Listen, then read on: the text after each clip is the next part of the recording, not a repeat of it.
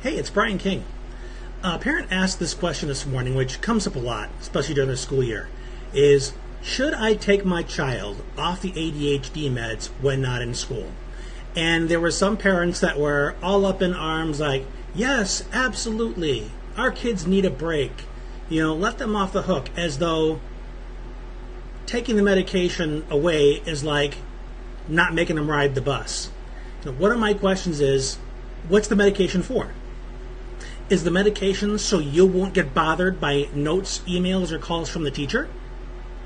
Is it so that you can get a break from having to scold your child all the time saying, stop it, quit fidgeting, sit still?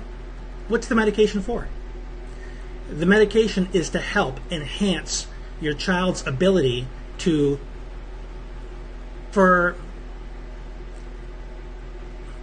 hold on a second, my ADHD brain froze. Okay, it happens. The purpose of a medication is it's a tool that allows your child to remain calm and focused so they can be effective in school. Okay, is that the only place in your child's life they need to be calm, focused, and effective? Do they suddenly stop being responsible for their lives simply because they're not in a classroom? Does their life look like when they're not at school? Are they sitting around playing video games all day? Are they isolated in their room? Or are you teaching them skills that will further their life and help prepare them for life outside of school? Yeah, it's true that pills do not teach skills. It's one of my favorite sayings. Pills do not teach skills. But what pills can do is allow the mind to focus long enough to learn the skills and implement the skills. So if you're trying to tell me that need no longer exists outside the classroom, I'm prepared to go toe-to-toe with you on that. Now, let's say you're not medicating your child. Okay, great. I'm medicating my children, but I'm not medicating myself. But I still need skills to be able to remain calm and focused so that I can solve the problems of life. That's what our ultimate responsibility is. Can we solve the problems that are required to live a full life? Can we pay our bills? Can we arrange to have things fixed in our house if we're not good at it? Can we go to work on time? Or if you're an entrepreneur, can you schedule your day effectively so that you are actually productive? Now, for those of you who haven't heard the term of executive functions, what it basically refers to is all of those abilities in the prefrontal cortex that allow us, and I'm going to narrow it down for you here, make it nice and simple, that allow us to focus, plan, and implement that plan. Now, some people say there's 5 or 6 executive functions. Some say there are 11. It's still being researched, and a lot of these abilities are kind of theoretical because they haven't really been pinpointed in terms of their neurological location. But I feel it's safe to say that all of the executive functions are kind of under 3 essential categories, and those are focus, plan, and implementation. So if your child needs to be effective in any area of your life, whether it's completing a math worksheet or cleaning the bathroom, can they focus, plan, and implement? A lot of kids will say, I can't do it, or I don't know where to start, or it's too hard, or whatever they're telling you. You can say, quit being so lazy, you're so unmotivated, or you can ask yourself, is this a problem of focus, planning, or implementation? Maybe my child has a skill gap. If my child has ADHD or Asperger's, you can count on it. You can be assured there's a skill gap because that's the definition practically of these 2 challenges, these 2 conditions, whatever you want to call it, is that there are gaps in executive functions. And that's one of the reasons so many social difficulties show up for these kiddos or these adults, because of those skill gaps. It's not a matter of they're not motivated, they're just a shy person, or whatever reasons you throw at it to not deal with it. There's a skill gap, okay?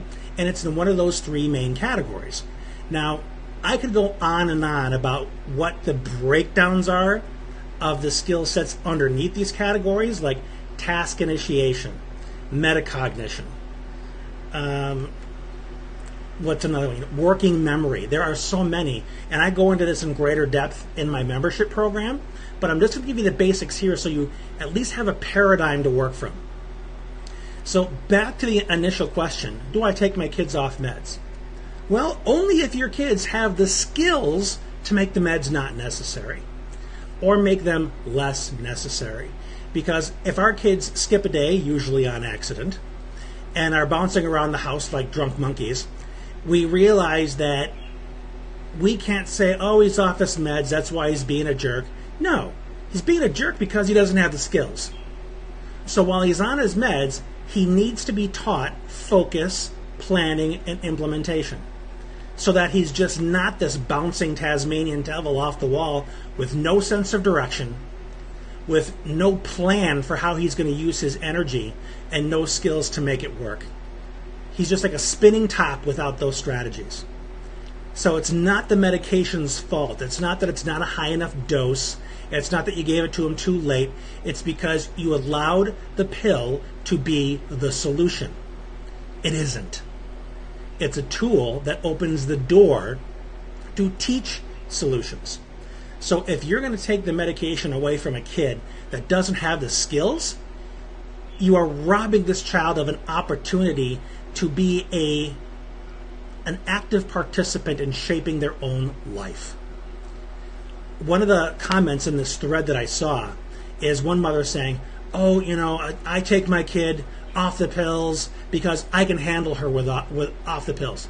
Okay, good for you. Can your kid handle herself off the pills? Or is it more a matter of you saying, stop it, I'm going to put you in timeout or ground you or give you a consequence? That's just old-fashioned reactive parenting. There's no plan in that. It's, oh, there's a fire, let me put that out, as opposed to preventing it in the first place. Raising our kids to be successful is all about the quality and quantity of the strategies we've taught them to use so that they can focus, plan, and implement to accomplish their goals, to create the relationships they want. That needs to be the emphasis, the foundation of everything we do for our kids. Whether we give them an app, a medication, take them to a professional, whatever. It all boils down to these three things. How well do they focus, plan, and implement when they need to? If they can't do that, they need better strategies, better teachers, maybe better medication.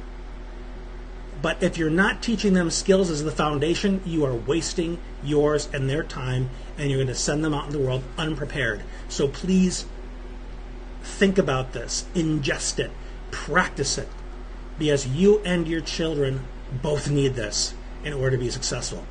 That's just been my 2 cents on this. Hopefully it's helpful for you.